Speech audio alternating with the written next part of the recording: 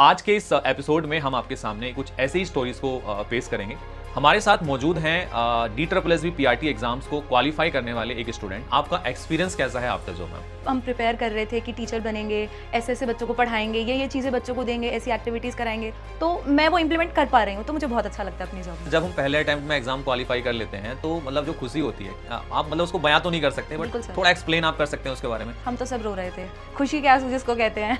So as a experience person, क्योंकि आपने exam qualify कर लिया है, पढ़ा भी रहे हैं, तो आप कुछ अगर गाइड करना चाहें ताकि उनको हेल्प मिल सके कि पहले अटेम्प्ट में एग्जाम क्वालिफाई कर सकें। हर जर्नी के पीछे कुछ ना कुछ कहानी होती है और उस कहानी के पीछे कुछ ना कुछ मोटिवेशन होता है, और वो मोटिवेशन आप सभी को भी मोटिवेट करता है जब आप ऐसी स्टोरीज को सुनते हैं। आज के इस एपिसोड में हम आपके सामने कुछ ऐसे ही स्टोरीज को पेश करेंगे। हमारे साथ मौजूद हैं DSSB PRT एग्जाम्स को क्वालिफाई करने वाले एक स्टूडेंट, जिन्होंने अपनी लगन से, अपनी मेहनत से पहले ही अटेम्प्ट में अपने DSSB PRT एग्जाम्स को क्वालिफाई किया और अपने शिक्षक बनने के सपने को पूरा किया। मेरा नाम कमलदीप सिंह है और आप टेक्स्ट बुक के ऊपर ये पॉडकास्ट देख रहे हैं, जहां पर आप सभी को शिक्षक बनने की राह में जो भी चैलेंजेस आते हैं उन सभी के बारे में अवगत कराया जाता है और कैसे उनको टैकल करना है इसको लेकर भी बताया जाता है। तो आइए मिलते हैं स्वाति जी से और जानते हैं उनके बारे में, उनकी जर्नी के बारे में, किस तरीके से उन्होंने एग्जाम क्वालिफाई किया, क्या चैलेंजेस उन्होंने फेस किए और क्या क्या चीज़ें हैं जो आप लोगों को वो इंस्पायर करने के लिए काफ़ी रहेंगी और बताएंगी कि किस तरीके से आपको अपनी आगे की जर्नी स्टार्ट करनी है। आपका बहुत बहुत स्वागत है स्वाति जी टेक्स्ट बुक के ऊपर। एंड सबसे पहले आप हमारे जो एस्पिरेंट्स हैं जो अपकमिंग एग्जाम्स के लिए प्रिपरेशन कर रहे हैं उनको अपने बारे में बताइए और कहाँ पे आप पोस्टेड हैं, कहाँ से आप बिलोंग करते हैं, इन सभी चीज़ों के बारे में हम जानना चाहेंगे। हेलो एवरीवन, मेरा नाम स्वाति है। मैं दिल्ली से बिलोंग करती हूँ एंड मेरी रूट्स हरियाणा से हैं। मैं currently SKV B block Janakpuri में पोस्टेड हूँ, जो डायरेक्टरेट ऑफ एजुकेशन के अंडर आता है। ग्रेट, बहुत बढ़िया। जैसा कि इन्होंने बताया कि ये अभी करंटली वर्किंग है, एंड आपका एक्सपीरियंस कैसा है आफ्टर जॉब मैम? बहुत अच्छा है। जैसा मैंने इमेजिन किया था ना, जब हम प्रिपेयर कर रहे थे कि टीचर बनेंगे, ऐसे ऐसे बच्चों को पढ़ाएंगे, ये चीज़ें बच्चों को देंगे, ऐसी एक्टिविटीज़ कराएंगे, तो मैं वो इम्प्लीमेंट कर पा रही हूँ, तो मुझे बहुत अच्छा लगता है अपनी जॉब में। अच्छा, जब हम पहले अटेम्प्ट में एग्जाम क्वालिफाई कर लेते हैं तो मतलब जो खुशी होती है, आप मतलब उसको बयां तो नहीं कर सकते, बट थोड़ा एक्सप्लेन आप कर सकते हैं उसके बारे में। मतलब आपका क्या रिएक्शन था, आपके पेरेंट्स का क्या रिएक्शन था? हम तो सब रो रहे थे, खुशी के आंसू जिसको कहते हैं। कि जैसा एक्सपेक्ट किया था वैसा हो गया। बहुत बढ़िया। अब एक ना हर एक एस्पिरेंट की लाइफ में ना एक चैलेंज होता है, खासकर जो फीमेल एस्पिरेंट्स होती हैं उनको काफ़ी सारी प्रॉब्लम्स को फेस करना होता है घर पे। लाइक घर के काम होते हैं एंड और भी बहुत सारी चीज़ें होती हैं सोसाइटल। हमें कहीं अगर मान लिया किसी रिलेटिव के यहाँ शादी में जाना है और आप इनवाइटेड हो, आप नहीं जाते हो, तो मतलब वो भी मतलब तरह तरह की बातें बनाते हैं। मतलब आपने इस तरीके के जो फैमिली प्रेशर्स होते हैं या फिर आपका जो फैमिली सपोर्टिव थी कि नहीं थी, इस चीज़ के बारे में आप थोड़ा बताइए, कैसे आपने टैकल किया इन चैलेंजेस को? जब हम बात करते हैं फीमेल्स और मेल कैंडिडेट्स की, फीमेल कैंडिडेट्स से हमेशा ये उम्मीद करी जाती है कि पढ़ाई कर रही हो, अपने लिए कर रही हो, घर के काम तो करने ही हैं, पढ़ाई कर रही हो, अपने लिए कर रही हो, तो ये फीमेल्स के ऊपर थोड़ा सा ज़्यादा प्रेशर हो जाता है कि हाँ, हमें फर्स्ट अटेम्प्ट में ही करना है, जल्दी से जल्दी हमें जॉब लेनी है, नहीं तो हमारी शादी कर देंगे। यस, ये एक मेन प्रेशर होता है और काफ़ी मतलब स्टूडेंट इससे रिलेट भी करेंगे। और कई बार ये मतलब ना केवल फीमेल्स या मेल्स के साथ भी देखने के लिए मिलता है, बट वहाँ शादी वाला सिनेरियो नहीं होता है। वहाँ कहता है कि तैयारी कर रहे हो, घर बैठो आराम से, घर के काम करो। तो ये थोड़ा यहाँ पे उनके ऊपर जो प्रेशर होता है वही होता है कि जॉब कब लोगे, उसमें शादी का फैक्टर बहुत मिनिमम लोगों के लेवल पे होता है। यस। पूरी जर्नी में आपकी प्रिपरेशन की जो चैलेंजेस आपने फेस करे हैं, लाइक जब हम किसी एग्जाम की प्रिपरेशन करते हैं तो हमें उस एग्जाम की कंप्लीट इन्फॉर्मेशन होनी चाहिए एंड एक ऑथेंटिक स्टडी मटेरियल हमें चाहिए होता है, तो वो सब चीज़ें आपको कहाँ से हेल्प मिली? सर, जब मैंने प्रिपरेशन स्टार्ट करी थी तो मुझे तो कोई गाइड करने वाला ही नहीं था, मुझे पता ही नहीं था मुझे पढ़ना कहाँ से है। तो मैंने बहुत ऑप्शंस एक्सप्लोर करे, अलग अलग साइट्स से मैंने जैसे पढ़ना, स्टडी मटेरियल ढूंढना स्टार्ट किया। तो मैंने टेक्स्ट बुक को जैसे मैं सारे ही ट्राई कर रही थी ऑप्शंस की, कहाँ पे बेटर मेरे को पढ़ने का मिल सकता है। तो मुझे टेक्स्ट बुक पे मॉक्स भी मिल गए, मुझे कंटेंट भी मिल गया और मुझे क्लासेस भी मिल गई। तो ओवरऑल मुझे सारी चीज़ें टेक्स्ट बुक पे अवेलेबल हुई। सबसे बेस्ट जो मुझे लगा वो मुझे टेक्स्ट बुक के मॉक टेस्ट्स लगे, क्योंकि उसके अंदर आपको with proper time, proper setup, proper solutions वो सारे आपको मिले। Secondly super coaching, super coaching जो थी उसके अंदर आपको लाइव सेशंस मिलते हैं, आपके डाउट्स क्लियर होते हैं फैकल्टी के साथ, आपको स्टडी नोट्स मिलते हैं, तो ऑल इन वन पैकेज आपको उसमें मिल जाता है। ग्रेट। सो मतलब कहने का ये है कि आपने काफ़ी ज़्यादा रिसर्च करने के बाद में एक्सप्लोर करा है मैंने काफ़ी। टेक्स्ट बुक को चूज़ किया एंड आपको फाइनली अपना डेस्टिनेशन मिला जहाँ से आपने प्रिपरेशन करी। सो क्या बताना चाहेंगे कि स्टार्ट जब आपने किया था, पहला मॉक टेस्ट आपने लगाया था, क्योंकि काफ़ी स्टूडेंट क्या कहते हैं कि सर हम मॉक टेस्ट तो लगा रहे हैं, नंबर नहीं बढ़ रहे हैं हमारे, पहला मॉक टेस्ट लगाया बहुत कम नंबर आ रहे हैं।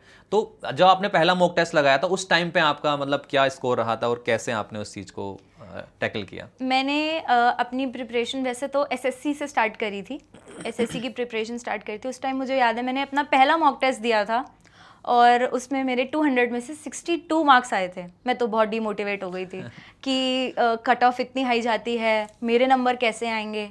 बट विद टाइम जब मैंने मॉक टेस्ट लगाने शुरू करे तो मुझे मॉक टेस्ट का असली बिहाइंड द मतलब जो होता है ना मॉक टेस्ट का, वो समझ आया। मॉक टेस्ट स्कोर नंबर के लिए नहीं होते हैं। मॉक टेस्ट आपको आपको कितना और पढ़ना है, कहाँ कहाँ आपकी कमी है, उनको कैसे ठीक करना है, उनके सॉल्यूशंस, मॉक टेस्ट इसके लिए होता है। बिल्कुल, mock test is all about the analysis कि आप जो है अपने ऊपर कितना एनालिसिस कर सकते हैं। सो आपने अभी मॉक टेस्ट की बात कही है, सुपर कोचिंग की बात कही, मैं थोड़ा सा छात्रों को बता देता हूँ। अभी टेक्स्ट बुक ने ना आप सभी के लिए एक बहुत ही बेहतरीन अफोर्डेबल प्लान निकाला है जिसमें हम सुपर पास लाइव के नाम से लाइव क्लासेस प्रोवाइड कराते हैं। ना केवल लाइव क्लासेस प्रोवाइड कराते हैं बल्कि इसमें अनलिमिटेड मॉक टेस्ट होते हैं। 370 से ज़्यादा एग्जाम्स की प्रिपरेशन मात्र 5 रुपये से आप स्टार्ट कर सकते हैं। और 5 रुपये का जो सब्सक्रिप्शन होता है 5 दिन के लिए होता है, it is a trial version. और आप 5 दिन तक पहले डेमो लेंगे कि आप देखें किस तरीके से ऐप पे आपको पढ़ाया जा रहा है। आफ्टर दैट आप जो है अपनी जर्नी को स्टार्ट कर सकते हैं अगर आपको अच्छा लगता है ऐप के ऊपर। इसमें ये नहीं होता कि आपको कोर्स बेच दिया एंड काम खत्म हो गया। आप पहले आइए 5 दिन के लिए ट्रायल लीजिए, आपको ऐप पे अच्छा लगता है तो आप 5 दिन के आगे भी कंटिन्यू कर सकते हैं।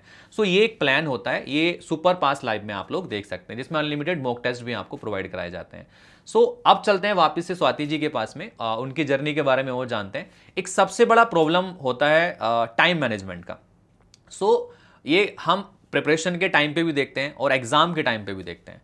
सो मैं पहले जानना चाहूँगा कि आप जब घर पे अपनी प्रिपरेशन करते थे तो आपने किस तरीके से टाइम टेबल सेट किया हुआ था, टाइम मैनेज कैसे कर रहे थे घर के कामों के साथ में आप प्रिपरेशन का? टाइम मैनेजमेंट का वही सोल्यूशन है, टाइम टेबल। अब जब मैं प्रिपेयर कर रही थी तो मैंने भी टाइम टेबल ढूंढा था कि कहीं से टाइम टेबल मिल जाए, कैसे बनाना है। तो यूजुअली टाइम टेबल होता था इतने बजे से इतने बजे ये करना है, फिर इतने बजे से इतने बजे ये करना है, पर ये टाइम टेबल नहीं होता।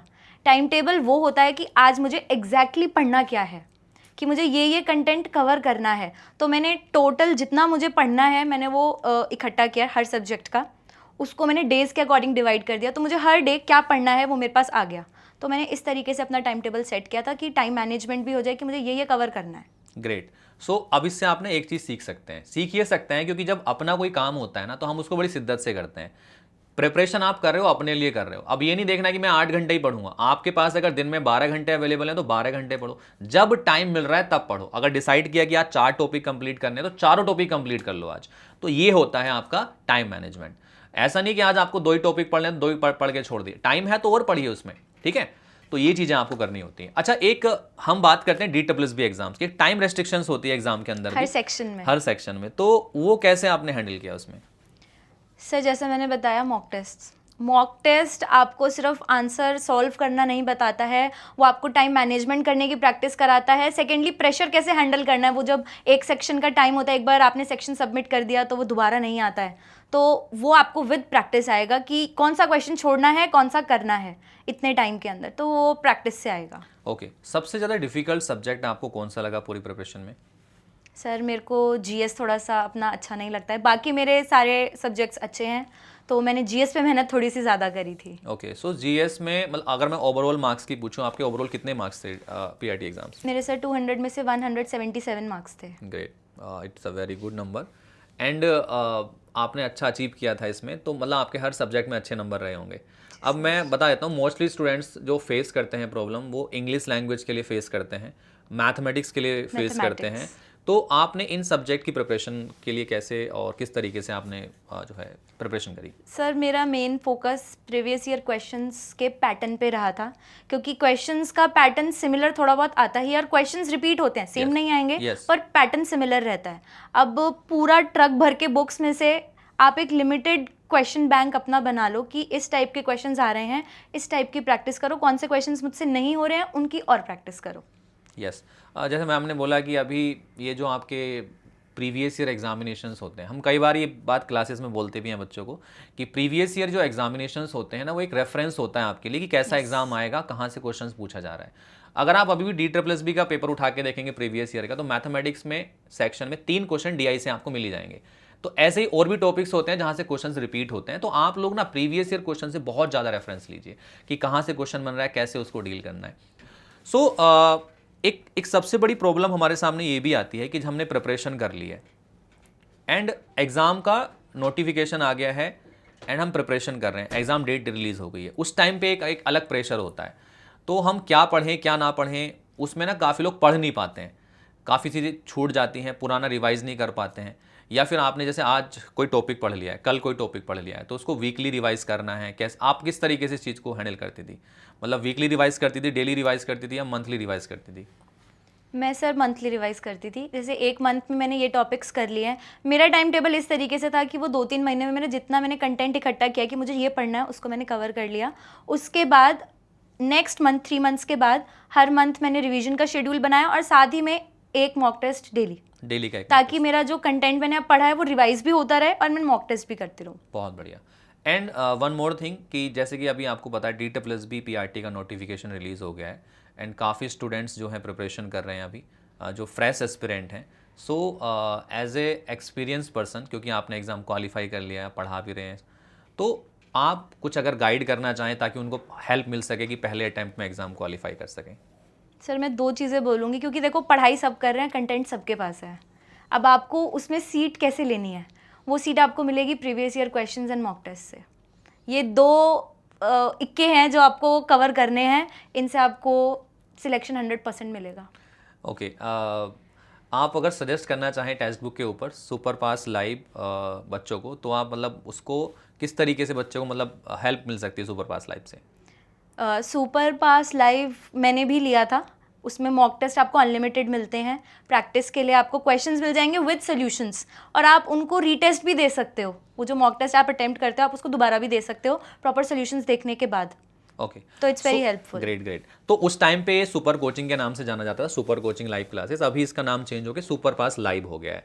सो अगर हम बात करें जैसे कि आपने बताया कि आपकी फैमिली काफ़ी सपोर्टिव थी, फिर भी मतलब कभी ना कभी ऐसा तो मतलब फैमिली होती है कि एग्ज़ाम कब तक प्रिपरेशन करोगे, कब एग्ज़ाम क्वालिफाई हो जाएगा, तो मतलब वो चीज़ कैसे आप लेती थी मतलब अपने ऊपर, मतलब पॉजिटिव वे में या फिर उसको एक नेगेटिव वे में आप लेते थे? सर नेगेटिव में लेने का तो चांस ही नहीं है, पॉजिटिव ही लेना पड़ता है। एज अ फीमेल कैंडिडेट उसको पॉजिटिव ही लिया है मैंने हमेशा कि मैं पढ़ रही हूँ, अपने लिए पढ़ रही हूँ, मुझे सीट लेनी ही है। इतनी सीट्स अगर आई हैं तो उसमें से एक सीट मेरी है ही है, मुझे सिर्फ एक सीट चाहिए, बाकी फिर कोई भी लो। दैट इज़ द थिंकिंग कि मुझे वो केवल एक सीट चाहिए, मुझे और से मतलब नहीं है, मुझे उसके लिए फाइट करना है चाहे कुछ भी हो जाए। जैसे कि हम बात करते हैं कि कोई भी एग्ज़ाम की प्रिपरेशन हम कर रहे होते हैं, अब जैसे DSSB हम देखें तो अभी 1100-1200 सीट्स के आसपास सभी सीट वहाँ पे हैं। कई लोग सोच रहे हैं कि सीटें बहुत कम है, मेरा नंबर कहाँ से आएगा। वो जो 1100 सीटें हैं वो भी तो भरेंगी ना कहीं, उनको तो कोई लोग ऑक्यूपाई करेंगे, तो आप क्यों नहीं कर सकते हैं उस चीज़ को ऑक्यूपाई? तो आप वो पर्सन बनिए जो आपकी वो 1100 सीट हैं उनको आप ऑक्यूपाई करें वहाँ पर। तो सीधा सा फंडा यही होता है कि आप जब किसी भी एग्ज़ाम की प्रिपरेशन करें तो अपना 110% उसमें आपको देना है ताकि आप उस एग्ज़ाम को क्वालिफाई कर सकें वहाँ पर। तो स्वाति जी, फाइनल वर्ड्स अगर आप कुछ कहना चाहें, कुछ सजेस्ट करना चाहें कि आफ्टर जॉब के पहले एंड जॉब के बाद में तो आपकी लाइफ कैसे चेंज हुई है, एंड वन मोर थिंग कि एग्ज़ाम के लिए कुछ ऐसे टिप्स हैं जो आप देना चाहें बच्चों को? फर्स्ट ऑफ ऑल एग्ज़ाम के टिप्स के बारे में मैं बताना चाहूँगी।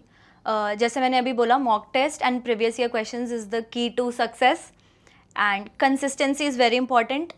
बीच में डीमोटिवेशन आना बहुत कॉमन है, सबको आता है, मुझे भी आया था कि वैकेंसीज तो आ गई थी, अब एग्ज़ाम कब होगा।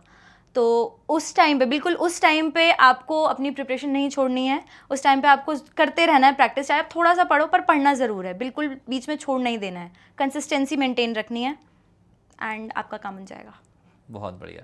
दोस्तों आप भी अपने सपनों को पूरा कर सकते हैं स्वाति की तरह, जिन्होंने जिस तरीके से इन्होंने प्रिपरेशन करी, अपनी पहले ही अटैम्प्ट में एग्ज़ाम क्वालिफाई किया, एक सही तरीके से प्रिपरेशन को चूज़ करके, सही तरीके से टाइम टेबल सेट करके और सही तरीके से गाइडेंस लेके टेक्स्ट बुक के थ्रू।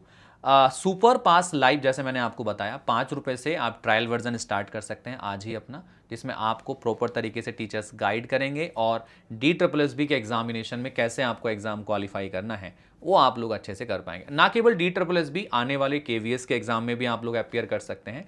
इसमें आपको मल्टीपल एग्जाम का सब्सक्रिप्शन स्टार्ट हो जाता है मात्र 5 रुपये से। अनलिमिटेड मॉक टेस्ट होते हैं, तो देर किस बात की है, अपने सपनों की तरफ पहला कदम बढ़ाइएगा और आगे चल के अपने सपनों को पूरा कीजिएगा। और स्वाति जी जैसे अभी बता रही थी कि आफ्टर टीचर बनने के बाद आपकी लाइफ कैसे चेंज हुई है, तो वो चीज़ भी एक बड़ा फैक्टर होता है। जब हम किसी जॉब का एग्ज़ाम क्वालिफाई कर लेते हैं पहले ही अटैम्प्ट में, तो एक खुशी जो होती है वो माता पिता के चेहरों पर और खुद के चेहरे पर जो दिखती है, जो गर्व होता है उनके चेहरे पर, उसको हम बयान नहीं कर सकते हैं। एंड वही चीज़ देखने के लिए आदमी पूरे जीवन भर प्रैक्टिस करता है, तैयारी करता है। स्वाति जी, आपको एग्ज़ाम क्वालिफाई करने के लिए बहुत बहुत बधाई हो। एंड ऐसे ही आप अपने पेरेंट्स को और पूरे लोगों को इंस्पायर करते रहें। एंड टेक्स्ट बुक के परिवार की तरफ से आपको एक छोटा सा तोहफा हम देना चाहेंगे यहाँ पर। And thank you for coming here to inspire the people. Thank you sir. Thank you.